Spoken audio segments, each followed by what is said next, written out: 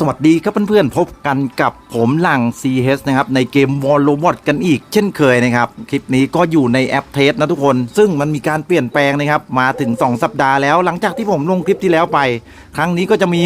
นะครับมีการเปลี่ยนแปลงที่น่าสนใจอย่างแน่นอนสำหรับในแอปเทสนะครับซึ่งวันนี้เราจะพูดถึงหุ่นใหม่ครับ Vulcan นี่ครับเจ้า Vulcan แล้วก็ปืนของเขานะครับก็คือปืน Lumen M Lumen L นั่นเองนะครับว่าเป็นยังไงกันบ้างสำหรับสัปดาห์นี้และที่น่าสนใจไม่แพ้กันครับผมก็ยังมีเรื่องราวของพี่เคด้วยทุกคน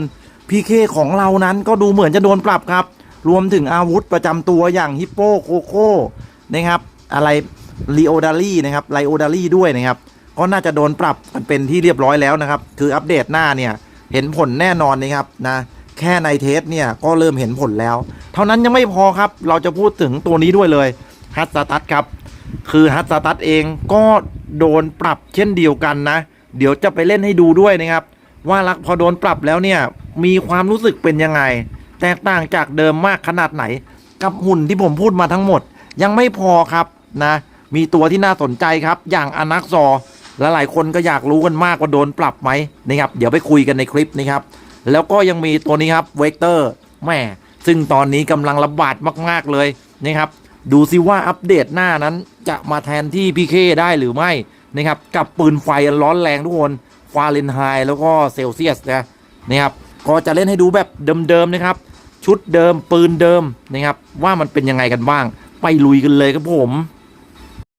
ถ้าเพื่อนๆเติมดีเจมในเว็บช็อปก็อย่าลืมใส่โค้ด RUNGCH ตรงรูปกล่องของขวัญด้วยนะครับผมลิงก์ร้านค้าอยู่ใต้คลิปแล้วครับ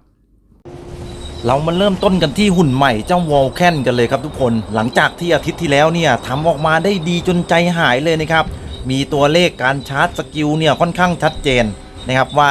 ต้องยิงเท่าไหร่ถึงจะผ่านชาร์จนะครับถึงจะผ่านเกรดแรกเกรด2อะไรประมาณนี้แต่อาทิตย์นี้ครับดันไม่มีตัวเลขตรงนั้นขึ้นมาปรากฏอีกแล้วนะอาจจะมีการปรับใหม่ครับแต่ที่สังเกตเห็นง่ายๆเลยก็คือมันชาร์จเกรดเร็วมากๆทุกคนสังเกตดูให้ดีครับนี่ฮะมันชาร์จเกรดเร็วมากๆนะครับแค่ยิงไปชุดเดียวครับก็สามารถที่จะชาร์จเกรดขึ้นไปถึงเกรดตรงกลางของเกรดที่2แล้วนะครับคือเกรดแรกเต็มนะครับอะไรประมาณนี้ไปได้ครึ่งหนึ่งเลยนะครับแต่จุดสังเกตที่เห็นได้ชัดเลยก็คือถ้าเรายิงเฉพาะปืนอย่างเดียวเนี่ยมันขึ้นช้าทุกคนต้องยิงในขณะที่เราเปิดสกิลในตัวครับก็คือยิงตอนที่มีเลเซอร์ในตัวเนี่ยนะครับมันจะขึ้นเร็วมากนะครับเพื่อนๆดูให้ดีนะครับนี่ครับมันจะขึ้นเร็วมากๆเลยนะถ้าเรายิงไปพร้อมกับเลเซอร์ในตัวนะครับหมายถึงเรากดสกิลแล้วยิงไปด้วยก็จะเร็วขึ้นซึ่งทำให้การเล่น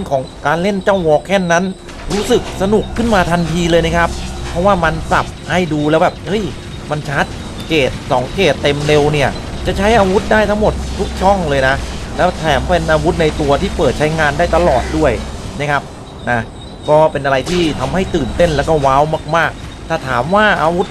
ทั้งหมดเมื่อเปิดใช้หมายถึงว่าร่างสุดยอดนะครับผ่านเกรดสุดท้ายแล้วเนี่ยมันรุนแรงขนาดไหนผมมองว่าก็ยังไม่ได้แรงมากนะครับก็ยังไม่ได้แรงจนแบบโอเวอร์วังอลังการอะไรขนาดนั้นนะครับตอนนี้เราเข้าสู่นะครับโหมดสุดยอดแล้วนะครับก็คือผ่านเกรดทั้ง2ไปเรียบร้อยแล้วนะครับอาวุธในตัวก็เปิดใช้งานแบบต่อเนื่องแล้วก็ปืนทั้ง5กระบอกก็ทำงานได้ดีนะครับส่วนเรื่องปืนครับเรื่องปืนใหม่ครับตระกูล Lumen M Lumen L นะครับบอกเลยว่ายิงโคตรยากเลยทุกคนนะครับลักษณะการโค้งของปืนครับมันโค้งเข้าจุดศูนย์กลางนะครับของเป้าหมายเพราะฉะนั้นมันไม่ได้โค้งลักษณะที่อ้อมนะครับเหมือนอยากจะอ้อมแต่ก็ไม่ตั้งใจจะอ้อมนะครับก็บางครั้งยิงได้ดีบางครั้งยิงไม่โดนนะครับมันอ้อมไม่ถึงเป้าหมายนะติดกำบังติดที่กำบังซะส่วนใหญ่นี่ก็คือ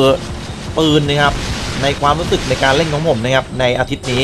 โดยรวมทำออกมาได้ค่อนข้างดีดูครับถามว่าแรงเวอร์วังไหมไม่ได้เวอร์วังนะครับเพราะว่ามันไม่ได้โดนอาวุธทั้งหมดนะครับมันโดนเฉพาะปืนทั้ง5เท่านั้นนะทุกคนก็มีประมาณนี้สำหรับเจ้าวอลแคนเรามาดูพี่ใหญ่อย่างจระเข้ของเราบ้างครับอันนี้ครับน่าสนใจมากๆครับจระเข้เนี่ยหลังจากที่เล่นไปในอาทิตย์นี้รู้สึกได้เลยทุกคนอย่างแรกเลยนะครับเห็นได้ชัดปืนเบามากทุกคน นะครับปืนที่พี่เคภาคภูมิใจว่าสามารถยิงสวนศัตรูและทำให้แตกได้ภายในครั้งเดียวตอนนี้ไม่ใช่แล้วนะครับต้องยิงถึง 2-3 ครั้งครับถึงจะทำให้คู่ต่อสู้เนี่ยรู้สึกเจ็บปวดแล้วก็ถอยหรือไม่ก็ตุยอะไรประมาณนี้นะครับนี่ฮะดูครับโดนเข้าไปนี่ก็นิดเดียวหลายๆคนอาจจะมองว่าเฮ้ยมันติดสกิลของฝั่งตรงข้ามมันก็มีส่วนครับแต่ปกติแล้วมันไม่ได้เบาขนาดนี้อย่างเช่นตอนนี้เนี่ยจังหวะอย่างเงี้ยนะครับอย่างน้อยๆก็ต้องมีครับครึ่งหลอดอะดูดิจึงหนึ่งดูตัวเลขก็รู้ครับคนที่ใช้จระเข้อยู่เป็นประจำฮะดูตัวเลขที่ขึ้นมาก็รู้ครับว่ามันน้อยเหลือเกินครับนี่ก็เกิดจากการปรับรีบาลานซ์ของปืนนะครับทุกคน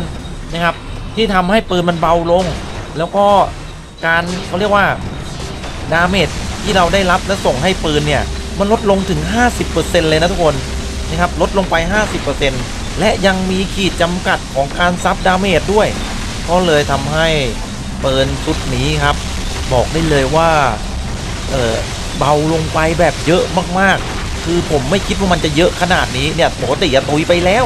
นะครับบอกเลยนะครับไม่ใช่มายิงซ้ำกันขนาดนี้นะครับเลือดครึ่งหลอดนี่ปลิวนะครับยังไงก็ปลิวดูจังหวะนี้ครับยิงใส่เข้าไปครับเป็นไงดูดินักดาบยังไม่ตุยเลยนะครับต้องยิง2 เที่ยวนะครับอะไรประมาณนี้ส่วนตัวของจระเข้เองครับก็โดนเช่นเดียวกันนะครับไม่ใช่ว่าโดนแต่ปืนนะครับการซับดาเมจของจระเข้ตอนนี้เพื่อนๆดูให้ดีนะครับอัตราการช็อตนะครับของอาวุธในตัวรู้สึกว่าจะค่อนข้างห่างแล้วนะคือจะไม่ค่อยช็อตแล้วนะครับคือมันช็อตช้าลงความถี่ของอาวุธในตัวน้อยลงครับนะเท่าที่สังเกตดูนะแล้วก็ความทนทานครับที่จระเข้มีตอนนี้ไม่มีเหมือนเดิมแล้วนะคือลดลงไปเยอะครับนะลดลงไปเยอะเลยนะครับก็โดนปรับนั่นแหละพูดง่ายๆเถอะนะครับสรุปก็คือจระเข้จะไม่ทนเหมือนเดิมแล้วเดินมากๆต้องระวังตัวด้วยปืนประจำตัวเบาลงเยอะมากๆเรามาต่อกันที่ฮัสตาตัสครับหุ่นเทพอีก1ตัวนี้ครับปืนโดนปรับ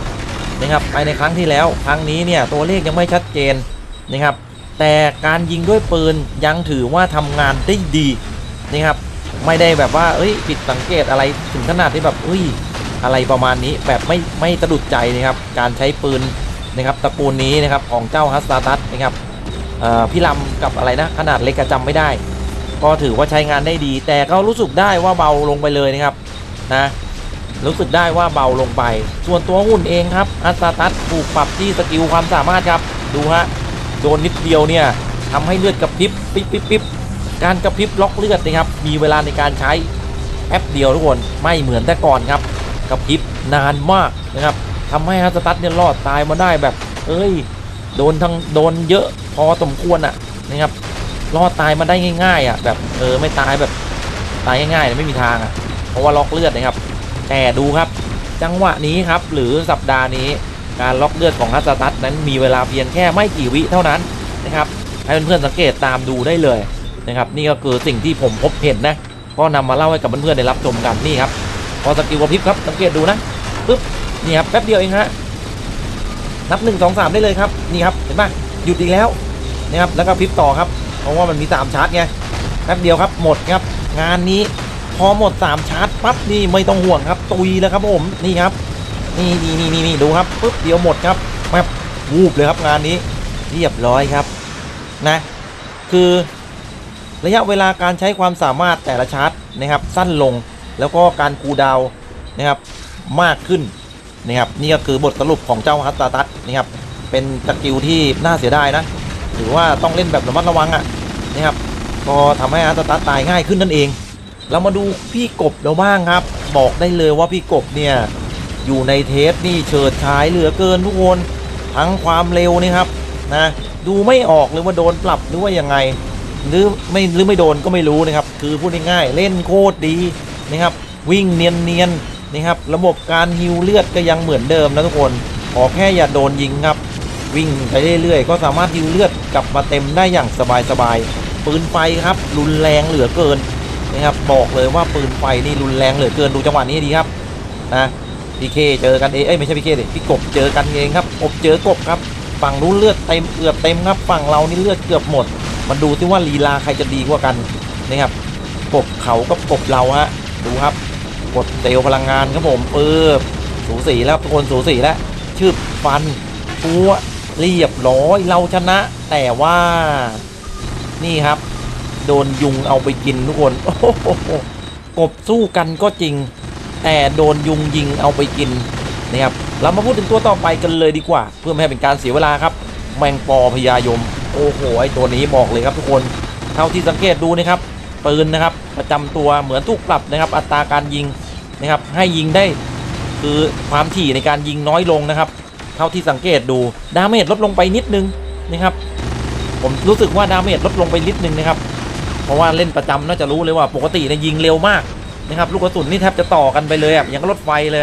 นะครับแล้วดาเมจที่ทำได้คือวูบแบบยุบแบบยุบหวบเลยนะครับแต่อันนี้รู้สึกได้ถึงความช้าของลูกกระสุนที่วิ่งไปหาศัตรูครับมีช่องว่างนิดนึงแล้วก็ประมาณว่านะครับศัตรูตายช้าหน่อยหรือว่าอาจจะเป็นเพราะว่ายิงตัวใหม่ก็ไม่แน่ใจนะ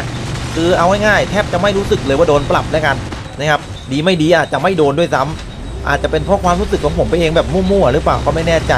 ถ้าผิดพลาดยังไงก็ต้องขออภัยกันด้วยอนักซอครับจุดสังเกตอีกนิดหนึ่งทุกคนไม่รู้ว่ายังไงนะครับรู้สึกว่าการหายตัวตอนที่ใช้สกิลความสามารถนะครับรู้สึกว่ามันจะหายตัวได้น้อยกว่าปกตินะผมรู้สึกว่าอย่างนั้นนะหลายๆครั้งผมเห็นศัตรูโดนยิงปุ๊บเนี่ยมันก็จะหายตัวใช่ไหมพอหายตัวได้แป๊บเดียวนะครับมันก็จะโผล่มาให้เราเห็นนะครับนะแบบง่ายๆแบบง่ายๆไม่นานทุกทีมันจะนานนะเห็นป่ะทุกทีมันจะนานนะทุกคนแต่เที่ยวนี้รู้สึกว่ามันแบบแป๊บเดียวนะแต่ระยะการมองเห็นครับของอนักซอคือเหมือนเดิมเลยฮะถ้าไม่เข้าใกล้จริงๆก็มองไม่เห็นนะทุกคนนะครับทั้งหมดทั้งมวลก็เป็นการเล่นในแอปเทสนะครับในสัปดาห์นี้นะก็เริ่มเห็นชัดเจนขึ้นเรื่อยๆแล้วนะครับสำหรับการปรับครั้งใหญ่นะครับในการอัปเดตครั้งหน้า 12.2 มั้งถ้าจำไม่ผิดนะน่าจะเป็น 12.2 นะครับก็จะเห็นการเปลี่ยนแปลงที่ชัดเจนเร็วๆนี้แหละนะครับน่าจะเป็นอาทิตย์ใกล้ๆเกือบอาทิตย์สุดท้ายนะครับเทสกันอาทิตย์สุดท้ายหรือลองสุดท้ายก็จะได้เห็นผลชัดเจนนะครับแต่เท่าที่เห็นผลตอนนี้ก็เตรียมทำใจไว้บ้างนะครับหลายๆตัวเนี่ยต้องปรับวิธีการเล่นกันเลยหรือบางครั้งเนี่ยอาจจะต้องเปลี่ยนปืนกันเลยก็ได้นะอะไรประมาณนี้แล้วเจอกันใหม่คลิปหน้าครับบ๊ายบาย